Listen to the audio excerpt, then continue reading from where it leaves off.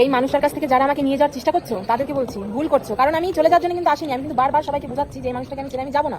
ভুল চেষ্টা করছো, চেষ্টা করে কোনো লাভ হবে না, কারণ আমি চলে যাওয়ার জন্য আসিনি। আমি এত করে বোঝাচ্ছি তোমাদেরকে, কেন বুঝতে পারছো না? আমাদেরকে একটু বাঁচতে দাও না, আমাদের মতন করে আছি তো আমরা, ঠিক সব ঠিক হয়ে যাবে। 6 মাস 1 বছর গেলে পরে সবাই সবাইকে ভুলে যাবে, সব ঠিক হয়ে যাবে। বারবার করে বলছি যে আমাদেরকে একটু মানে আমাদের মতন করে বাঁচতে দাও। সবকিছু ছেড়ে আসছি এই কারণে না যে আমি আবার চলে যাবো। না ঠিক আছে, তুই সবাইকে ছেড়ে চলে গেছিস, তুই 6 মাস 1 বছর পর সব ঠিক হয়ে যাবে, নর্মাল হয়ে যাবে, এটা স্বাভাবিক, নর্মাল হয়ে যাবে। একটা স্বামী 6 মাস 1 বছর পর তাই সে ভুলে যাবে, এটা স্বাভাবিক ব্যাপার। কিন্তু তোর বাচ্চাগুলোর কি হবে? তোর বাচ্চাগুলো তুই 10 মাস 10 দিন পেটে তো রাখছিলি না, ওগুলোর কি হবে?